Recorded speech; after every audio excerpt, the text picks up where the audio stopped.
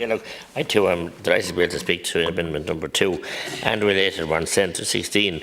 But 2 was infrastructure and for pedal cycle tellers and CCTV. Minister, look, we're all, in case you tell us we're climate engineers and everything else, we are not. But we can't put the cat before the horse. And that's what you've done here. Put the cat before the horse, the donkey and the gin and the whole lot. Because we don't have the infrastructure, full stop. And these amendments are well and good, and this legislation. But the amendment, the power plants aren't there, the battery life isn't there, and you know, it's grand. I got a taxi last night in Dublin. It was a hybrid, and that they're fine because they keep charging themselves when whatever mechanism, whatever, I don't understand it exactly, but they recharge when they're at a certain speed, and when the battery, when the petrol cuts in, they're charging the battery as well. Other than that, it takes place like Clonmel. I met, and he won't mind me quoting him, the famous footballer, Babs Keaton, at a funeral recently in Ardfinarn, and he came down from Dublin with his electric car, and he greeted all the people waiting to go in, and as he called me over, he said, a bit of useless information for you, Mattie, he said.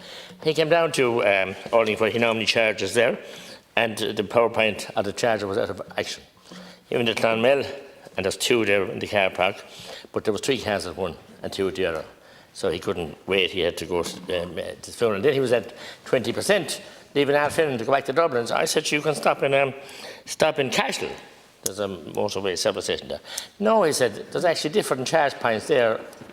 They won't fit the car I'm driving. It's like the mobile phones when they came out years ago, and they're still the same, all different chargers and all different things. So is that a fact? That they're not universal, and you have to be selective what car you have, where you bring it to charge? I mean, that's surely madness. Now, we went to see SIMI yesterday. You all met him, I'm sure many met him briefing, and they have their issues trying to keep the garages going and everything else going, but they can't get the cars. Can't get them. They're not simply available. And many new cars, not only electric ones, can't be got. But I also had a taxi from the city onto me about 3 months ago, shortly after the holidays. He had a 17 car, as a BMW, and the battery went. And he didn't know what happened, it just stopped dead in the road. So he had to get the AA out or whoever out, and they towed it away. Battery was gone, just like that. No warning. And a new battery was 14,000 and 1,000 fitted. That is exorbitant prices. And Minister, can I ask you a question one about the batteries and about the ingredients in the batteries? Yes, and lithium. And where is this mine from? And you have issues and hang-ups with frack gas. You have issues and hang-ups about bringing their oil off Barry Row. You have issues about LNG storage. You don't mind child labour. Child labour. I'm shocked and appalled that the people in this house won't even ever refer to it. Child labour that's mining this cobalt for the batteries. Child labour, 7, 8 years of age. And this is our new dream industry, electric industry, on the backs of sweat and blood of children. It sickens to the very core of my being that this can be totally ignored by yourself and all the global hunters and whatever warriors and climate change. And this happens. And we pass legislation 10 years later to try and protect our children from interference online. This is shocking. Child labour in 2022, and we turn a blind eye to it internationally. Turn a blind eye to it. So then the next thing, Minister, I was contacted by a good friend of mine, a businessman in Tipperary, about 6 weeks ago. He's an electric bike, and he hadn't used it for 3 or 4 weeks. He had it in his downstairs kitchen, he's upstairs, and at 2 o'clock in the morning, an all-merciful explosion. He thought of someone breaking in, so he's getting dressed to go down, his wife ran down, the battery had exploded in the bike. It wasn't on charge or left on charge or overcharged and like that. And he did an awful job in getting it covered with coats and trying to get it out into the yard. Now the manufacturer said away, no questions asked, they'd replaced the battery. They replaced the bike, sorry. No questions asked, don't tell anyone this. Cars have exploded, batteries have exploded in many places, but it's all hush-hush. So there are danger in apartments and a danger in houses like that. The whole house could have burnt down.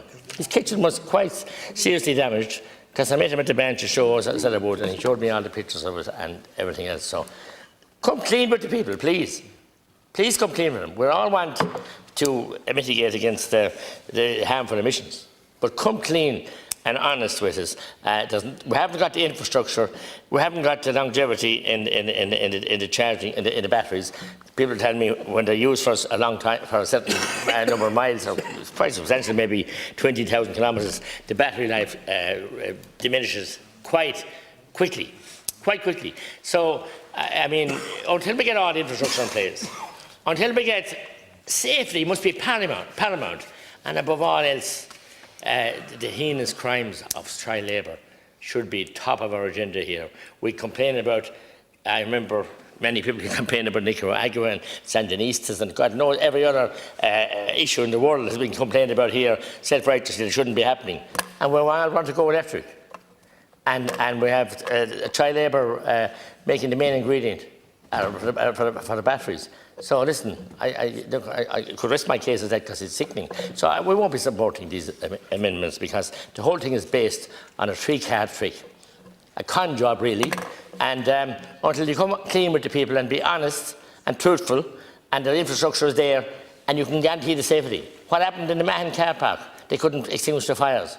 What happened to these battery plants that put up around the country, and the danger there, and the firemen untrained or have any equipment to deal with these if they go on fire. These massive, not massive, but a fairly substantial number of batteries in these, and the dangers to the neighbours, to the firemen, and to all and sundry. So we need an honest debate here, and we need to come clean with the people. As I can see, climate change at the moment is all about controlling our people, controlling them. And no better way to control them when the battery goes flat when you're on the road a few miles and you're left in the middle of the road and nowhere to go. Good morning.